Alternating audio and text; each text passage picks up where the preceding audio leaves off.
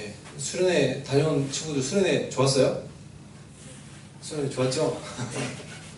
낮에 이제 많은 시간들을 이제 대부분 그냥 놀게 했기 때문에 그쵸?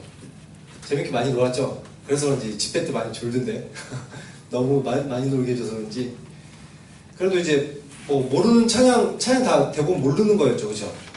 대부분 다 모르는 거였는데도 열심히 따라서 잘 부르시고 또 말씀이 되게 길게 했는데 설교보다 한 3배 정도 길었나?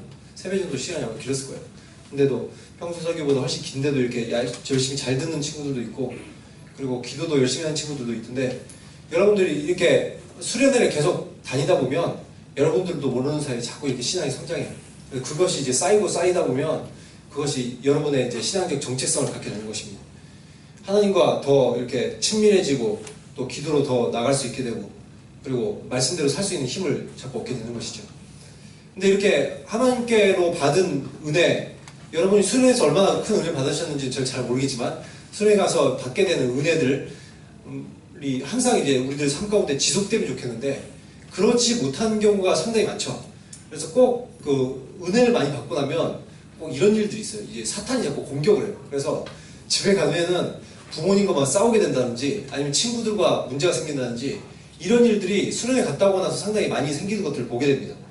사탄은 이런 걸 은혜를 어떻게든 잊어버리게 하기 위해서 계속 그런 방법들을 쓰는 거죠. 그래서 우리들이 이런 일들이 생기지 않으려면은 언제나 더 영적으로 깨어있어야 돼요. 그래서 항상 기도하고 말씀 보면서 또 이렇게 뭔가 이렇게 나한테 나를 화나게 만드는 일들이 들으면 또 사탄이 나한테 공격을 하는구나. 은혜를 잊게 하려고 하는구나. 이렇게 하면서 이제 말씀 가지고 대적하시고 기도하시고 하면서 영적 승리를 하셔야 되죠.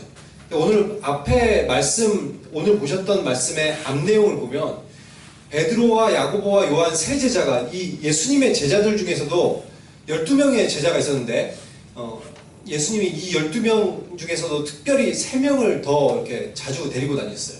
근데 그 사람이 수제자였던 베드로고 그 다음에 야고보와 요한이라는 제자입니다. 이 3명의 제자들을 더 이제 산으로 데려가서 더 큰 영적 그런 체험을 하게 되는 그런 장면이 나오는데 오늘 그 본문 앞쪽에 보면 28절에 이런 내용이 나와 있어요. 예수님이 이 제자들만 데리고 산으로 올라가신 거예요. 그래서 기도하러 산에 가셨다고 되어 있습니다.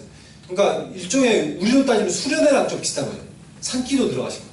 그래서 이제 거기서 집중적으로 뭔가를 더 기도하고 할 것이 있었던 것 같아요. 그래서 기도를 하시는데 29절 보면 예수님께서도 기도를 하시고 아마 제자들도 가만히 있지 않았겠죠. 열심히 막 기도를 했을 거예요. 그런데 이게 자꾸 기도회가 길어지다 보니까 졸렸던 것 같아요. 우리 그 수련에서도 기도회가 길어지니까 좀 졸리는 친구도 있는 것 같은데 아니면 말씀이 길어지거나 그럴 때 졸리는 친구도 있잖아요. 여기도 예수님의 제자들도 보면은 자주 졸아요. 그러니까 여러분들 조는 모습들을 보면서 저도 그냥 그러려니 해요. 그래서 예수님의 제자들도 졸았는데 여러분이라고 막 안 졸을 수 있겠어요. 예수님의 제자들이 기도 중에도 이렇게 이제 졸린 거예요. 그래서 졸았어요. 한참을 졸고 있는데 갑자기 예수님이 변화가 되셨습니다. 그리고 오늘 보시면은 어떻게 변화되어서 어떻게 돼 있다고 돼 있어요? 그 옷이 휘어져서 광채가 나더라 이렇게 돼 있거든요.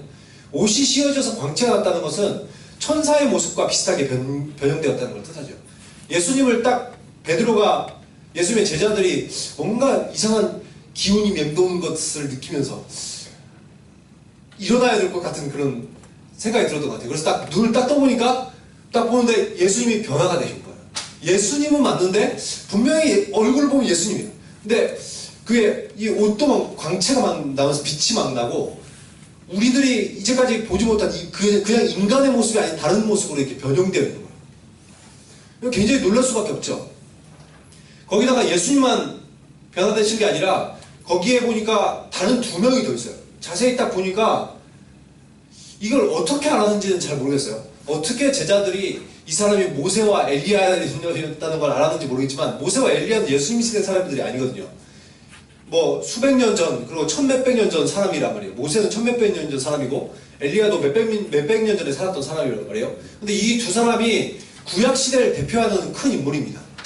그래서 그 모세 같은 경우는 모세 오경이라고 해서 창세기, 출애굽기, 레위기, 신명기를 썼죠. 그죠? 레위, 민수기, 신명기 그 5권의 책을 썼죠. 그러니까 그 율법을 대표하는 선지자고 그리고 엘리야는 나머지 다른 이제 선지 시대부터 이제 거기 뒤에 나온 여호수아부터 해서 말라기까지 그때가 이제 다 선지자들이 책을 쓰거든요. 성경 말씀을 쓰거든요. 근데 그 선지자를 대표하는 인물이 엘리야란 말이에요. 그럼 이 구약을 대표하는 이 두 인물이 예수님하고 만나가지고 지금 얘기를 하고 있는 것을 제자들이 본 거예요. 여러분 이런 모습을 눈앞에서 딱 펼쳐졌다고 상상해보세요. 내가 예수님 제자인데 앞에서 보니까 말로만 듣던 모세, 엘리야. 근데 내가 그걸 느껴졌던 것 같아요. 하나님이 그런 마음을 주셨던 것 같아요. 보니까 모세와 엘리야라는 걸 알아봤어요. 그리고 보니까 예수님은 천사의 모습처럼 변형돼서 우리도 나중에 결국 완전히 이제 부활을 하게 될 때 그때 예수님이 변화되었던 이런 모습들로 변화될 것입니다. 근데 이런 모습으로 예수님이 딱 앉아가지고 다른 두 명하고 얘기하고 있는 걸 보니 제자들이 놀랄 수밖에 없죠. 굉장히 엄청난 영적 체험을 한 겁니다. 우리로 따지면 수련회 갔는데 정말 은혜 제대로 받은 거죠. 예수님 인격적으로 제대로 받은 거예요. 지금 이런 사건이 여기서 벌어진 거예요. 그러니까 제자들이 지금 놀래가지고 어찌나 큰 영적 체험이었는지 베드로가 자기도 뭔 말하는지 모르고 헛소리를 막 해요. 그래서 주님 여기가 굉장히 좋습니다. 그래서 여기에 초막색 짓고 하나는 예수님 위해서, 한 개는 모세 위해서, 한 개는 엘리야 위해서 짓겠습니다. 여기가 좋사오니 여기서 계속 삽시다 그거죠. 그런 얘기를 하는 거예요. 사람들 중에서 이제 수련회 가게 되면은 간혹 이런 사람도 있어요. 수련회에서 은혜를 크게 받다 보면 여기가 너무 좋다. 그래서 집에 안 가고 여기 계속 있었으면 좋겠다. 예전에 있던 교회에서 수련회 하면 그런 친구들이 꼭 있더라고. 와가지고 그때 이제 전도사나 강도사였는데 전도사님, 강도사님 수련회 너무 좋아요. 그러면서 여기서 며칠 더 있었으면 좋겠어요. 집에 안 갔으면 좋겠어요. 이런 친구들이 있었어요. 왜 형을 형이 그런 말 했어? 아니지? 형이 그런 말 했어? 그래? 그렇게 은혜를 받게 되거나 이렇게 굉장히 거기가 좋으면 안 내려갔으면 좋겠다. 여기 계속 지냈으면 좋겠다. 이런 생각들을 우리들이 할 수가 있거든요. 근데 문제는 우리들이 다 알죠? 여기 계속 있을 수 없다는 거. 결국 어떻게 해야 돼요? 결국은 집으로 돌아가야 돼요. 근데 지금 예수님 제자들도 이런 얘기를 자기도 모르게 너무 놀래서 이렇게 했지만 그러면 어떻게 해야 돼요? 자기들도 결국에는 산에서 내려가야 돼요. 그래서 예수님과 예수님의 제자들이 산에서 내려옵니다. 그 산에서 내려온 사건이 오늘 보게 되는 이 본문이에요. 근데 산에서 내려오는 것을 보고는 무리들이 딱 보고 있다가 예수님이 딱 내려오시는 걸 봤어요. 예수님의 제자들과 함께. 예수님은 굉장히 이때 당시에 슈퍼스타였기 때문에 딱 예수님을 딱 보면 다 알죠. 그래서 예수님한테 사람들이 달려갔습니다. 그래서 보니까 38절 보니까 어떤 사람이 소리를 지른 거예요. 그러면서 선생님 제 아들을 돌봐주세요. 얘는 제 외아들이에요. 이렇게 하면서 소리를 치는 거예요. 근데 애를 보니까 애 상태가 어때요? 애 상태가 완전히 보통 상태가 아닌 거예요. 그래서 딱 보니까 귀신이 들린 거죠. 그래서 갑자기 소리를 지르기도 하고 경련이 일어나기도 하고 거품 물고 쓰러지기도 하고 이런 거예요. 사탄이 이렇게 하는 목적이 뭐예요? 39절에도 나와있지만 어떻게 하는 거예요? 몹시 상하게 하고야 겨우 떠나가니라. 우리들을 상하게 하는 것이 목적이에요. 사탄은. 이것이 우리들의 몸만 상하게 하는 것도 굉장히 안 좋은 일인데 어떻게 하는 거예요? 우리들의 영적인 상태를 상하게 만드는 거예요. 영적으로 피폐하게 만드는 거예요. 그래서 어떻게 하려고? 하나님을 떠나게 만들려고. 그게 사탄의 목적이죠. 요즘은 여러분 주변에서 귀신 들린 사람 봤어요? 귀신 들린 사람 본 적 있다. 아무도 없어요? 저는 귀신 들린 사람 본 적 있어요. 예전에 있던 교회 중에서. 갑자기 예배 시간에 막 소리를 지르고 자기도 왜 그런지 몰라요. 근데 막 소리 지르고 엄청나게 막 눈빛이 갑자기 변해요. 막 사람이. 살기가 가득해지고. 근데 이런 사람들이 있을 수 있거든요. 근데 우리나라는 잘 없어요. 이게 현대 문명이 발달하면서 사탄이 굳이 귀신 들리게 하지 않더라도 하나님을 떠나가게 만들 수 있는 다양한 방법들이 있기 때문에 별로 사용하지 않습니다. 그럼 우리나라 여기 나이 드신 그 선생님들은 어렸을 때 혹시 동네에 그런 사람들 보신 분들도 있을 거예요.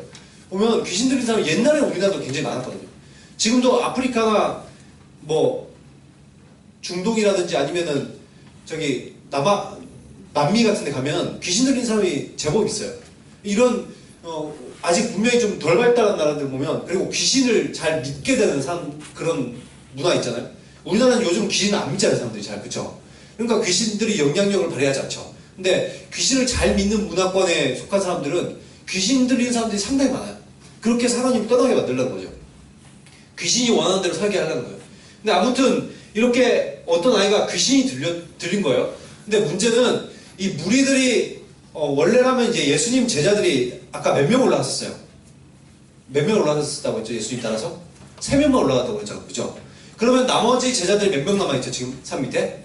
9명이 남아있겠죠. 그 제자들이 산 밑에서 남아있는데 그때 무리들이 같이 딱 예수님 제자들이네? 이러면서 이 아이를 데려왔던 거예요.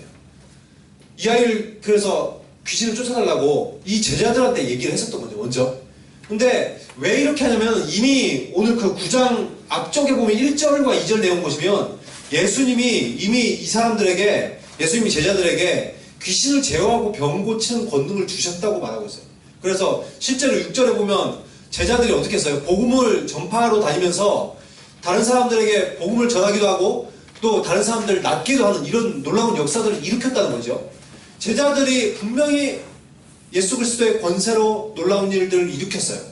그러면 이 모습들을 본 마을 사람들이 아직 자기 어떤 애에 귀신 들린 거는 걔는 이제 그런 전도하는 가운데 제자들을 만나지 못했었던 것 같아요. 그러니까 지금 어떤 거예요? 와가지고 얘를 제발 고쳐달라고 얘기를 했는데 제자들이 문제는 그 앞에는 복음을 전하면서 사람들을 고치는 걸 했는데 이 귀신 들리는 아이를 고치지 못하는 거예요. 그래서 예수님이 지금 내려오는데 이 사람들이 달려드는 겁니다. 40절 보면 그래서 그들이 능히 못하더이다. 귀신을 쫓아내고 병을 고치는 사역에 실패를 했습니다. 그러니까 베드로와 야고보와 요한은 방금까지는 굉장히 은혜를 체험하고 황홀경 가운데 빠져있다가 산에 내려오니까 만나는 세상은 어때요? 만나는 세상은 다시 현실인 거예요. 이 정신이 바짝 드는 거죠. 아무것도 제대로 할 수 있는 것이 없는 영적이지 못한 자신들의 모습들, 제자들의 모습들, 이게 현실인 거예요. 예수님은 산 위에 있을 때나 산 밑에 있을 때나 능력이 있으십니다. 그래서 병은 병까지 낫게 하시죠. 바로 뒤에 사건을 보시면. 그런데 제자들은 어때요? 늘 은혜의 현장이 다르고 현실이 다른 거예요. 은혜를 좀 받으면 막 흥분해서 뭔가 열심히 하려고 하다가 그리고 능력도 어쩔 때 나타나다가 다시 현실과 만나면 어때요? 금세 열정도 식어버리고 신앙도 식어버리고 아무것도 하지 못하는 그냥 죄인된 자신의 모습을 보게 되는 거죠. 저희들도 늘 이렇게 수련회 같으면 좋겠지만 늘 은혜가 있는 그런 삶을 살아갈 수 있으면 좋겠지만 다시 현실로 돌아가요. 항상 보면. 그래서 다시 은혜 받을 때는 저희들이 신앙생활을 잘할 수 있을 것 같고 능력이 있는 삶을 이제 살아봐야지 이런 다짐을 할 수 있을지 몰라도 다시 현실을 만나면 어떻게 돼요? 내 모습이 또 이렇구나. 다시 원래의 상태로 돌아올 수가 있다는 거죠. 세상과 전혀 다를 바 없는 그리스도인의 모습. 그러니까 41절 보시면 예수님도 답답하신 거예요. 그래서 이렇게 얘기합니다. 믿음이 없고 패역한 세대여, 내가 얼마나 너희와 함께 있으며 너에게 참아야 되겠느냐, 이렇게 말씀하시죠. 그러면서 예수님이 지금 이 아이를 낫게 해주세요. 이 놀라운 광경을 보면서 사람들이 다 하나님의 위엄에 놀랐다 이렇게 되어 있습니다. 근데 여러분, 왜 사람들이 항상 이렇게 성령 충만하고 은혜 충만하고 능력 있고 이렇게 예수님의 제자로서 뭔가 힘있게 살아가면 좋겠는데 왜 그렇게 살지 못할까요? 왜 반짝 은혜 받을 때만 잠시 신앙이 좋아지는 것 같고 뭔가 능력이 있어지는 것 같고 이러다가 다시 조금 있으면 다시 현실로 돌아오고 이럴까요? 제자들도 이게 굉장히 궁금한 거예요. 그래서 마태복음 17장 19절에 보면 이렇게 물어봅니다. 이거랑 똑같은 이제 말씀인데 이제 마태가 쓴 거죠. 이건 누가라는 예수님의 제자가 이제 기록이 남긴 거고 마태라는 사람이 똑같은 사건을 기록에 남겼어요. 근데 거기는 예수님이 하셨던 다른 말들까지 기록을 해놨어요. 예수님의 제자들이 말했던. 근데 거기 보니까 제자들이 궁금해서 예수님한테 물어봅니다. 그래서 주님, 어째서 우리는 귀신을 쫓아내지 못했죠? 이렇게 물어보는 거예요. 그러니까 예수님이 바로 이어서 이렇게 얘기합니다. 너희의 믿음이 적은가가 이렇게 얘기하죠. 믿음이 없기 때문에, 너희들의 믿음이 작기 때문에 귀신을 쫓아내지 못했다는 거예요. 그리고 마가복음에도 보면은 마가가 또 이 사건에 대해서 기록을 했는데 거기서 예수님이 또 다른 답변을 한 개 더 해주십니다. 뭐냐면 기도 외에는 다른 것으로 이런 종류가 나갈 수 없느니라 이렇게 얘기해 줍니다. 여러분 어떤 능력이 하나님께서 주신 능력이 나갈 때 항상 보면 믿음이 있어야 되고 기도가 있어야 돼요. 근데 예수님의 제자들이 예전에 복음을 전하면서 귀신을 쫓아내고 병을 고치는 일을 했을 때는 어땠을까요? 하나님이 처음에 자기에게 주신 능력을 믿었을 거예요. 그리고 자기가 그것을 자기 힘으로 할 수 없다는 걸 알기 때문에 어땠을까요? 간절히 기도를 했겠죠. 그죠? 저도 처음에 이제 중보기도 팀장이 되었을 때 기도에 인도를 해야 되겠는데 어떻게 인도를 해야 되는지 모르겠는 거예요. 제가 있기 전에 리더가 정말로 탁월한 리더였습니다. 교회 청년부가 한 500명 정도 되는데 그 중에서 가장 기도의 인도를 잘뿐만 아니라 어떤 전도사님이나 아니면 목사님보다도 저는 그렇게 인도를 잘하는 사람을 본 적이 없어요. 정말 기도의 인도를 잘합니다. 그리고 그 기도에 참석하면 모든 사람들이 은혜를 안 받을 수 없을 정도로 굉장히 인도를 잘해요. 근데 그 다음 리더가 저였어요. 그 형이 선교를 떠나게 되면서 제가 어땠을까요? 기도에 30분 내지 1시간 기도회를 하기 위해서 기도를 일주일 내도록 기도를 하는 거예요. 기도회 잘하게 해달라고. 너무 비교가 되잖아요. 아무리 그래도 그 형은 너무 잘하고 저는 기도회를 인도를 해본 적이 없고 정말 간절히 기도했어요. 기도회 잘하게 해달라고. 인도회 잘하게 해달라고.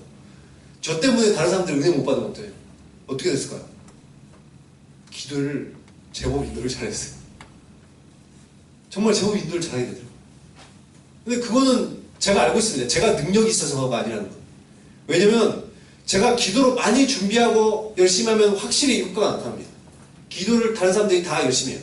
근데 제가 좀 준비가 부족하고 기도로 나오지 못했을 때는 제가 딱 알아요. 사람을 보면 내가 기도를 못했구나. 그러니까 은혜를 많이 못 받는. 그리고 그것이 항상 설교 준비할 때도 마찬가지고 설교도 제가 설교 준비하는 시간은 어쩔 때는 진짜 시간이 없어서 많이 준비 못할 때가 있고 어떨 때는 많이 준비할 때도 있는데 많이 준비해도 기도를 안 하면 여러분들이 막 좋은 사람들이 생기고 더 이렇게 말씀을 안 받는다는 게 딱 보면 표정 가운데 드러나요. 근데 정말 말씀 준비 제대로 못했어도 주님 제발 도와주십시오. 말씀 준비 못했습니다. 하나님께서 말씀해 주십시오. 이렇게 나오잖아요. 그럼 여러분의 눈빛이 그날 달라요. 그런 걸 많이 느껴요. 근데 제자들도 지금 뭐예요? 제자들도 이제까지는 정말 자기가 능력이 없는 걸 아니까 기도해서 이 사람들을 고쳐주고 도와준 거예요. 근데 이날은 어떤 생각이 들었을까요? 그동안 이것을 몇 번 해보다 보니까 자기가 뭐 이 정도는 내가 할 수 있겠지. 이런 마음에 빠지는 거예요. 근데 이 능력이 누구한테 원래 있는 거예요? 누구한테 속한 능력이에요? 예수 그리스도의 이름으로 낫게 하는 거예요, 원래. 그런데 자기가 그냥 낫게 하려면 나아요? 안 낫는 거예요. 예수님의 이름으로 항상 선포했어야 되는데 예수님의 능력임을 고백하면서 예수님의 능력이 나타나게 해달라야 되는데 자기의 능력으로 하려니까 실패를 하죠. 그래서 지금 이들이 실패하고 있는 것입니다. 하나님의 능력으로 사는 비결이 우리들에게도 사실 동일합니다. 어떻게 해야지 하나님의 능력으로 살아갈 수 있어요? 믿음이 있어야 됩니다. 믿음의 삶을 살아야 되는 거예요. 그리고 늘 기도 가운데 깨어 있어야 돼요. 이때 우리들이 능력의 삶을 살게 되는 것입니다. 늘 깨어서 기도하고 믿음의 삶을 살지 않으면 아무리 우리가 뭐 수련회에서 은혜를 받고 왔든 아니면 여러분이 뭐 예배를 정말 잘 드려서 오늘이든 아니면 어떤 날이든 하나님께서 더욱더 깊이 만나주시고 은혜를 받는 수도 있겠죠. 근데 그런 영적인 체험을 하든 그렇게 해도 우리들이 그런 놀라운 삶을 살아내지 못하는 거예요. 늘 영적으로 깨어있는 그런 사람들이 그런 삶을 살아가는 거예요. 그래서 수련회에서 받은 은혜도 중요하지만 은혜 받은 이후에 어떻게 살아갈 것인가 이것이 훨씬 중요합니다. 근데 문제는 안타까운 것은 이렇게 늘 우리들이 은혜로운 삶을 살아가면 좋겠지만 일상 가운데서 그런 삶을 살아내는 사람들이 많이 없더라는 거예요. 수련회가 계속 반복되면 여러분이 만약 이번 여름에 예를 들어 제가 예전에 그랬던 것처럼 수련회를 한 4번, 5번 이렇게 간다. 그럼 여러분이 어떨까요? 다른 친구들보다 영적 상태가 훨씬 좋아집니다. 그거는 당연한 거예요. 여러분이 여기서 예배 드릴 수 있는 거 몇 주 정도도 아니죠. 한 수련회 정말 깊이 집회하는 집회를 가보시면 뭐 10주 아니면 20주 정도 여러분이 예배 드릴 수 있을 양을 그때 예배를 다 드리거든요. 그러면 그 정도를 한꺼번에 몰아서 드렸으니 당연히 어쩌겠어요. 여러분도 똑같아요. 내일 곧 있으면 시험인데 시험 공부를 안 했어요. 거의 안 해요. 막 하루에 예배 드리실 때 한 20분씩 공부한다고 생각해보세요. 그럼 그 다음 시험 잘 칠 수 있어요? 절대적으로 못 쳐요. 그렇죠? 시험을 만약에 오늘 근데 엄청나게 시험 공부를 막 하는 거예요. 며칠 동안. 그러면 시험을 당연히 잘 보는 거예요. 그런 것처럼 영적인 것도 그래요. 내가 막 영적으로 더 집중하고 더 나아가면 당연히 그런 삶을 삽니다. 그런데 그런 것이 간헐적으로 한 번씩 이렇게 하면 그런 삶을 살아가지 못하는 거예요. 제대로.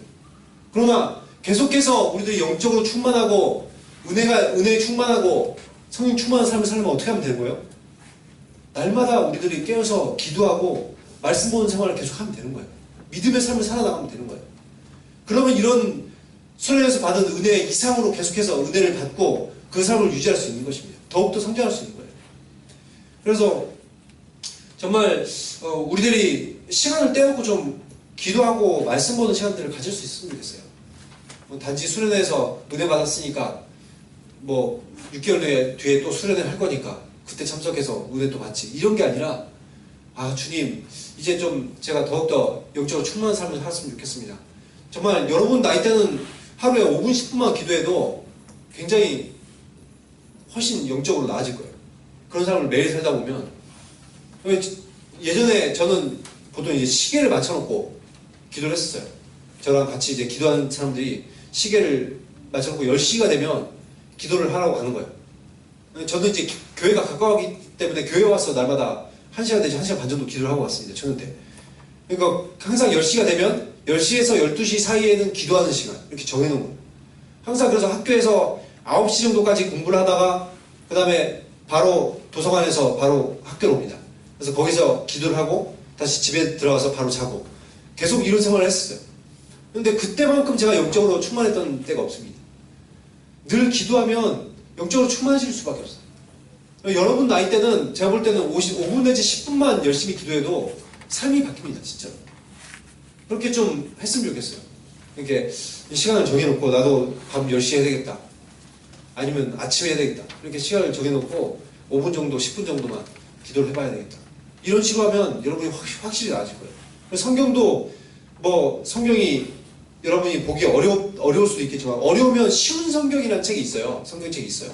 성경을 현대어로 바꿔놓은 거. 그걸 읽으시면 좀 쉽죠. 그렇게 해서 하루에 한두 장이라도 읽으면 말씀을 우리들이 매일마다 읽는 거와 읽지 않는 건 큰 차이가 나요. 이렇게 일주일에 한 번 교회 와가지고 설교 한 번 듣는 거 이것도 정말 신앙생활을 계속 해나가는데 도움이 크게 되겠지만 내가 집에서 한 장 성경 읽고 한두 장 읽는 것은 훨씬 큰 도움이 돼요. 그래서 여러분이 이렇게 단지 수련회 같은 이런 기회들을 통해서만 은혜 받고 이런 삶을 살아가는 것이 아니라 늘 이렇게 깨어서 매일마다 말씀도 조금씩 보시고 기도도 하고 그래봤자 말씀 한 5분 10분 기도 5분 10분 이거밖에 안 돼요. 매일마다 이거 정도 하는 거 그렇게 어렵지 않아요. 그래서 그런 식으로 하면서 우리들의 신앙이 계속해서 성장하고 기도 생활을 계속해서 정말 하나님께서 원하시는 그런 삶, 능력 있는 삶, 정말 하나님의 형상답게 살아갈 수 있는 삶, 그런 삶을 살아갈 수 있는 그런 저와 여러분이 되었으면 좋겠습니다. 기도하도록